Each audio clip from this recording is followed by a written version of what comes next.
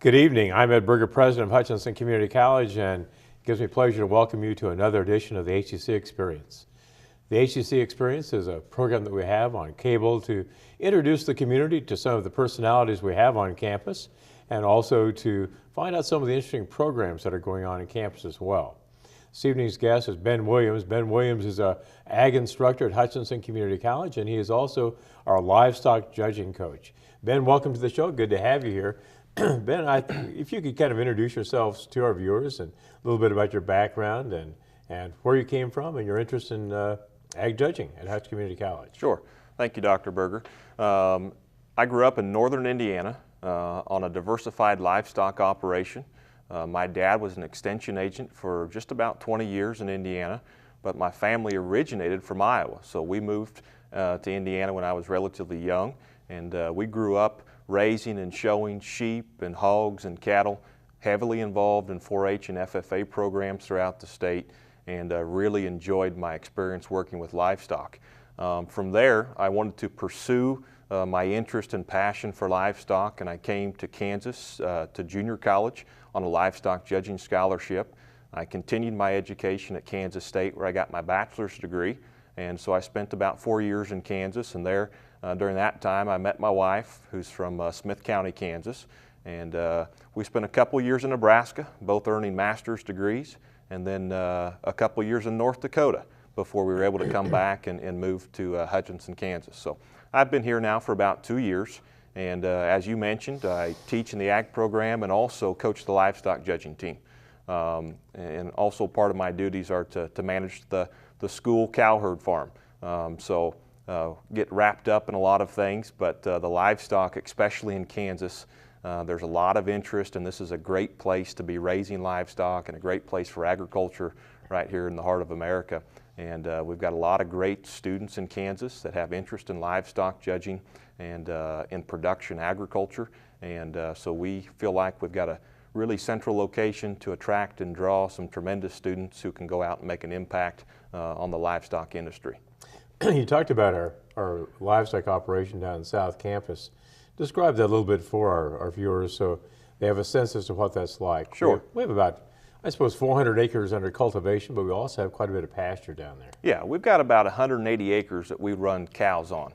And depending on the year, we basically calculate our stocking rate to be about 30 cow-calf pairs a year. That's kind of our maximum number given our resources.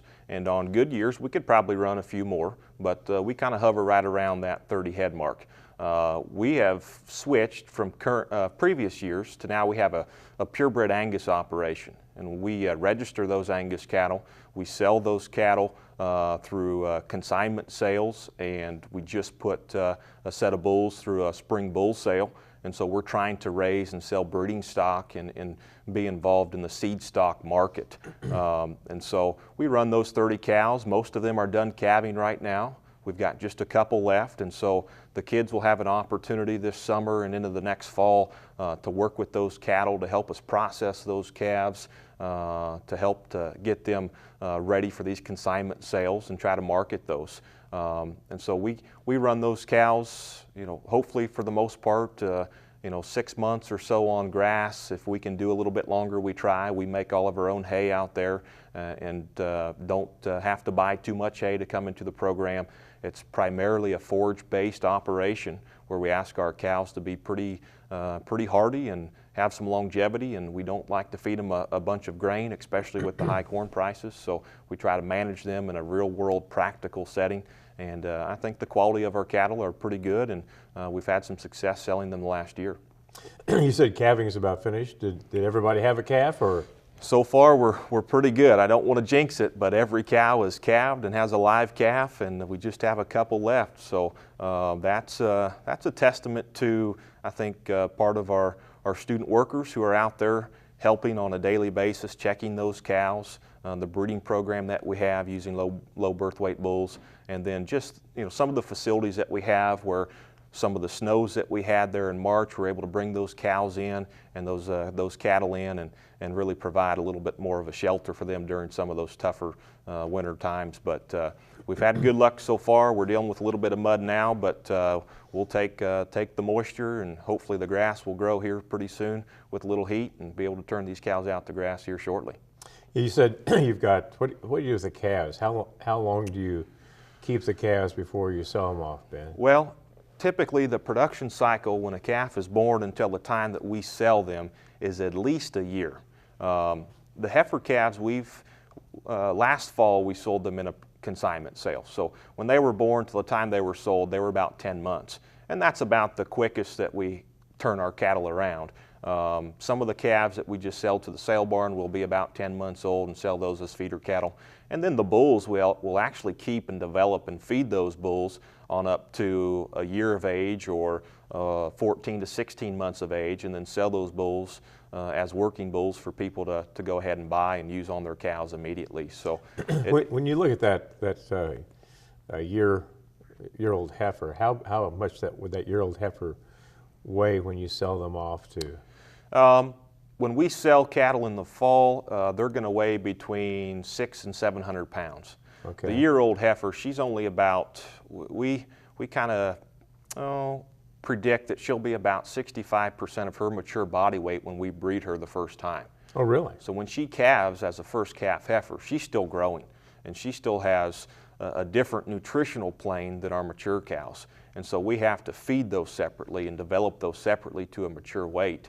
And that just helps with their nutritional plan and requirements. We do that because when those first calf heifers calve, it takes a little harder toll on them. They lose a little more body condition, so we have to feed them a little separately to prepare them for that first time calving.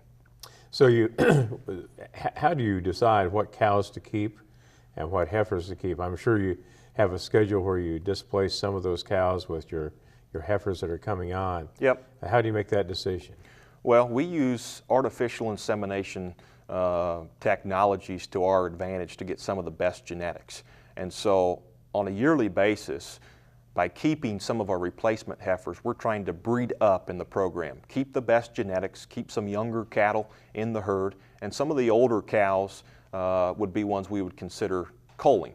Now, they could be older, they could have problems with either their mammary system or teat structure, or structurally they're just not able to be as productive as what we want. And so we try to keep just the very best genetic animals that we can in the herd to keep improving. And then there comes a time, our cow herd right now is probably an average of 6 years old. So they're in the prime of their life. We do have a couple older cows, but not too many. And so we're working to continue to keep that cow herd relatively young and new and current with our genetics. And genetically speaking, that's probably where we put our biggest impact on selecting those cattle to keep back or to cull. Especially with us trying to sell purebred breeding stock, people are very interested in their genetics, birth weight numbers, EPDs, because they're going to be used in other people's herds, and they want to know that those are predictable and accurate genetics that people can count on. So how many bulls, how many heifers have you had to this point with your calves? We started off early calving, we had 80% heifers. And so we were very strong on the heifers early on. Lately, we're about 80% on the bulls. And so it's all going to level out. We're going to have about half and half. You predict to have about 50% bulls, 50% heifers. And it didn't start that way, but ultimately it's going to end that way to where we have about 50-50. How did you decide what bulls to keep and which ones to send on to? Well, we put our bulls through a few different tests to make sure that they're breeding acceptable. First, genetically, we'll look at who the sire and who the dam is. Secondly, we'll look at their birth dates and how old they're going to be when we sell them to make sure that they're of breeding age. What is breeding age? Well, some people, most of the time you can have a bull that'll settle a few cows, when he's a yearling or just a little older than a yearling. So he's ready to go to work after a year? Yeah, after a year. You can put them on a handful of cows. Now, if you want to put a bull on, 30 or 40 cows, you're going to need an older, more mature bull that can handle that. And so as we develop bulls, if we're able to sell bulls at 2 years of age, those should bring a higher dollar amount because they can service and handle more cows. But at a younger age, they're not going to breed quite as many, and we don't have as much cost into them at a younger age, and so they probably won't bring as much at the auction market. But another factor for selecting our bulls, we put them through a breeding soundness exam. So we make sure that they're fit to breed in terms of semen quality and also just in terms of physical soundness, that these cattle can get out and cover cows, and the rancher that buys them doesn't have any problems. So you mentioned artificial insemination. Do you take any semen off of these bulls and save that, or is that something that you get from more mature bulls? These bulls, there'll be an opportunity for people who buy them to do that. They can take semen from the bulls and AI their own cows. We personally haven't used that semen from our own bulls yet because we're trying to increase our genetic background first before we do that. But we do utilize the AI technologies. We have an artificial insemination class that we offer here at Hutch, and we have some industry personnel who come in and help our students with that class and help teach and facilitate that class.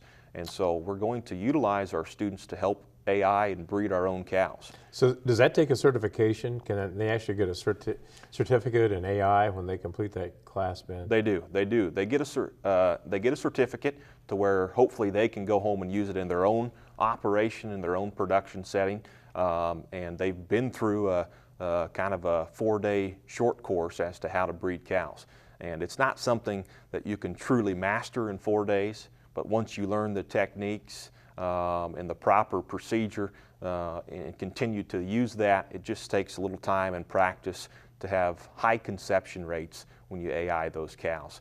And so it's a good tool for our students to have. You know, there's not a lot of cattle producers who truly use AI.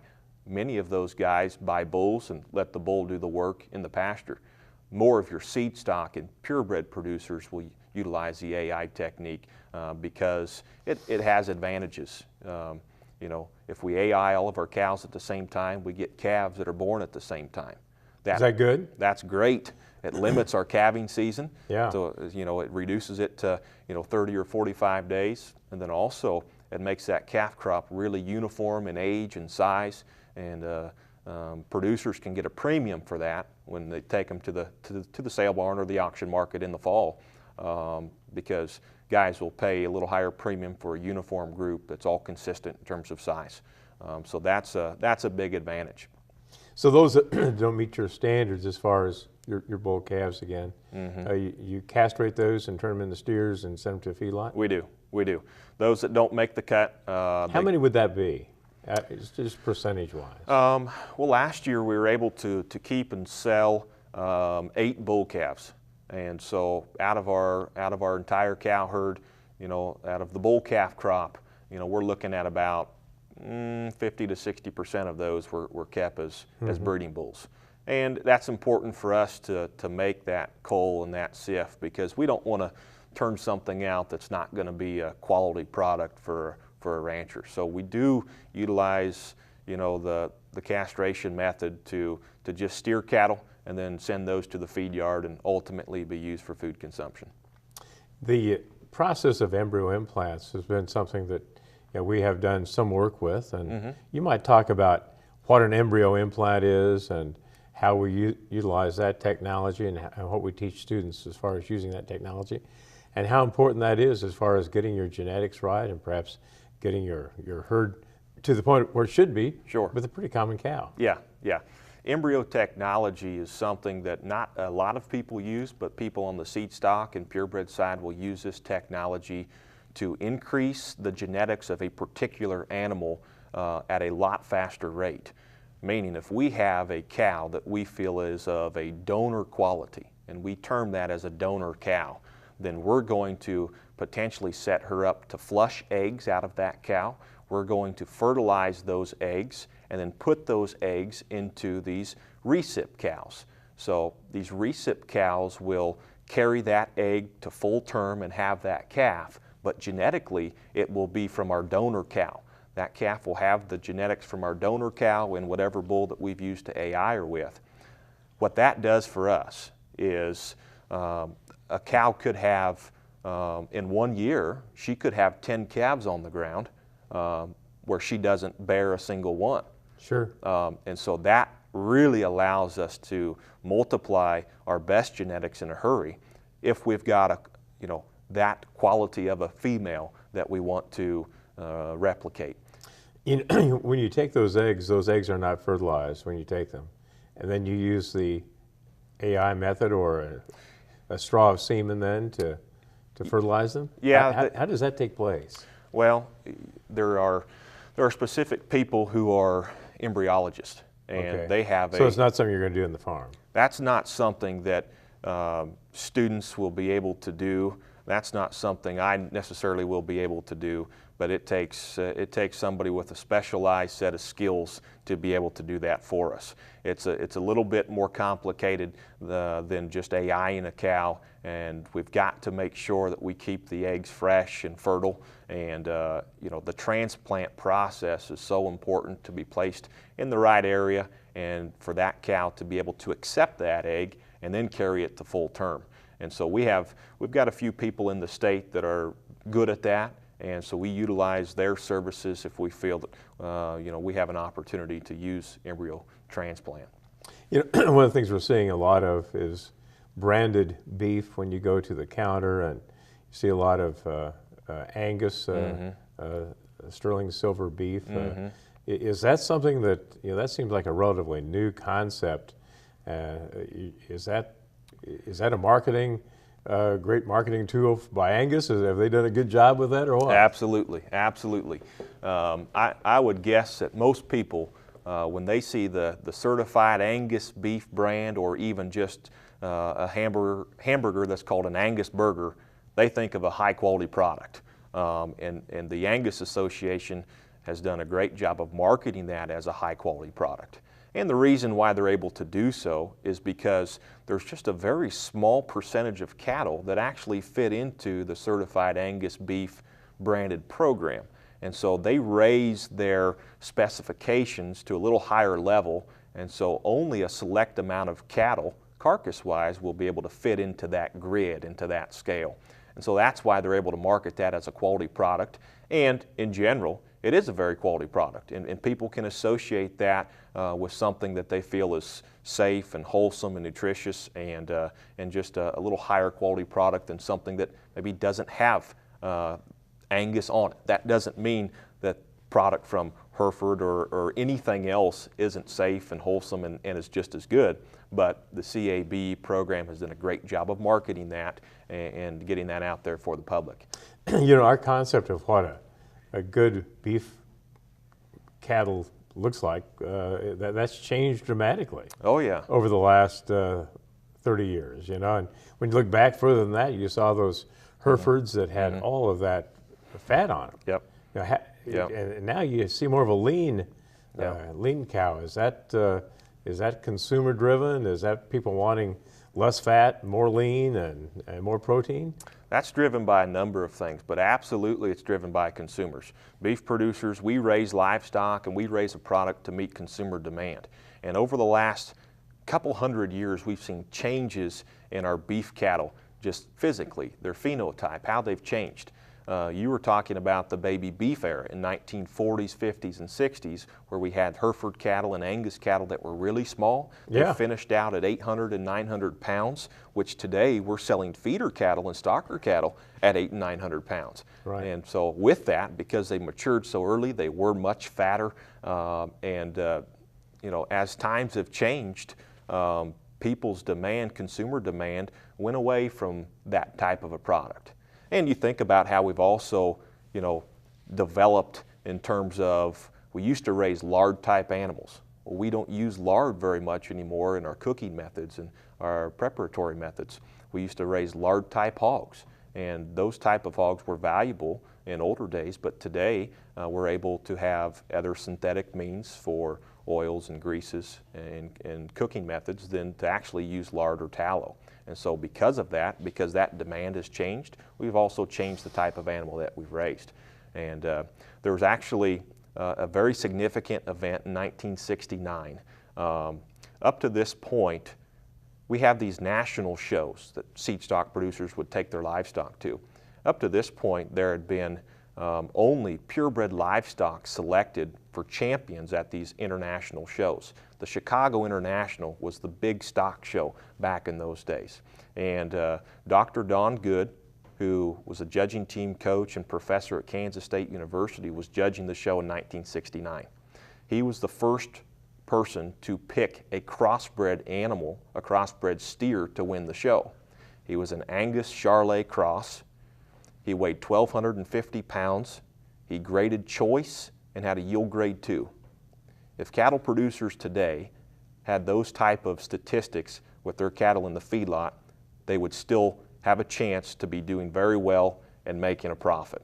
So that type of animal that was picked in 1969, the first crossbred, is still something that's very desirable today. So that changed the industry and changed how we raise livestock and what we choose to raise. We actually saw the advantage of breeding two different purebreds together. So we get the crossbred advantage or the heterosis advantage from those two breeds. You talk about that crossbred, and still we're looking at a purebred Angus herd down our farm. Yep. Would that make sense to have more of a cross instead of a purebred then? Well, we still have value on the purebred side because of certified Angus beef and the black hide. We can still get premiums for that. Yeah. It makes sense for commercial producers to maybe take advantage of a few different breeds. And for us, our goal is to not send cattle to the feed yard. We want to send cattle out to be breeding stock for other producers who can then send cattle to the feed yard. And so our goal is, and our focus is a little bit different than just sending them right to the feed yard. We want to make replacement breeding stock for other producers. Ben, have you seen our, I suppose, the family farm type of livestock operation?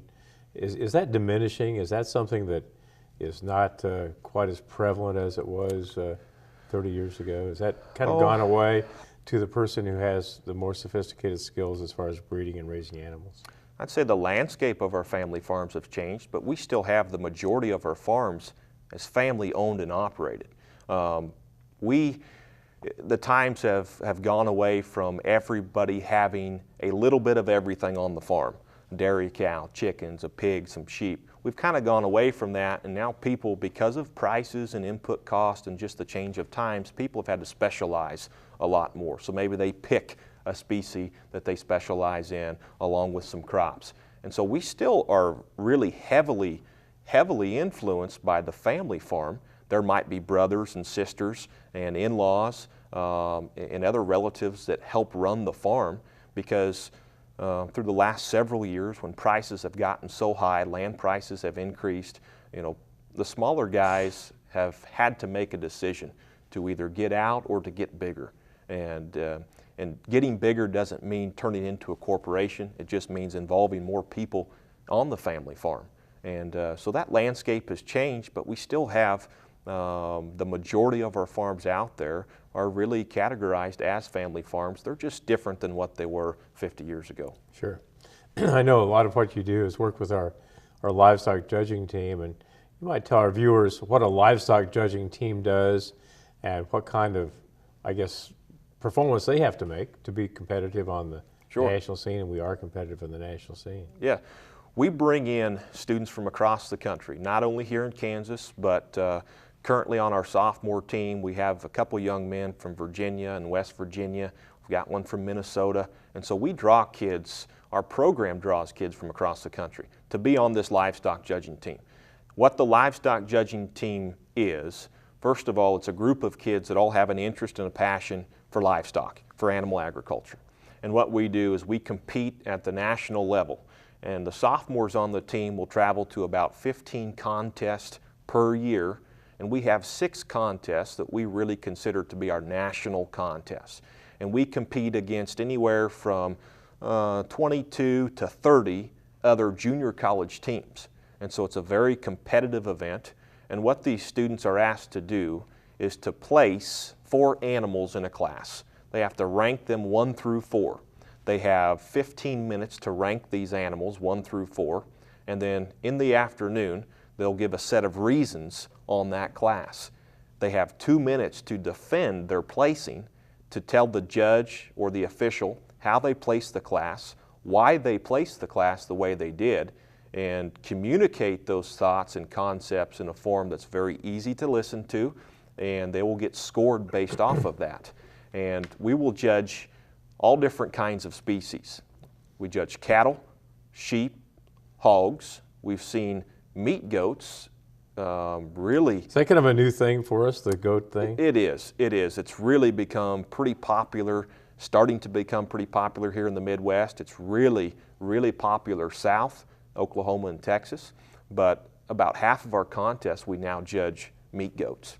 40, 50 years ago, you'd have a strong portion of your contest as horses. And so we've shifted away from horses a little bit. We've added meat goats to our contest, although we also do judge 2 classes of halter horses at the Fort Worth Stock Show in February. So our students, have to be able to evaluate really 5 different species of livestock throughout the year. And really, to me, the biggest benefit for them being on the livestock judging team is more so the life skills that we learn and the camaraderie that we have. I mean, we start in August and we end in April. Our judging season is just about as long as the school year. So we are constantly traveling and on the road, going to producers and purebred livestock operations across the country. We're getting these students exposed to breeders throughout the country that they could have some work or contact with in their future. And then we teach these kids to make a decision, to stand by a decision, and to defend that decision. We teach them responsibility. We teach them, it takes a lot of work to have success. And I think the things that they're able to get from the judging program go just a little bit farther than what we can really probably accomplish in a classroom setting because of just the amount of time that we spend together. And they'll make, the friends that they have on the team now are going to be lifelong friends and be people that they really associate with for the remainder of their lives.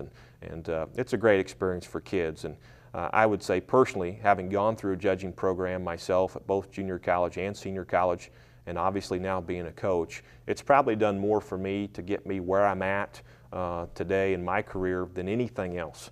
You can go across the country and find people that have judged on a livestock team, and you've got a common interest and a common bond with those people.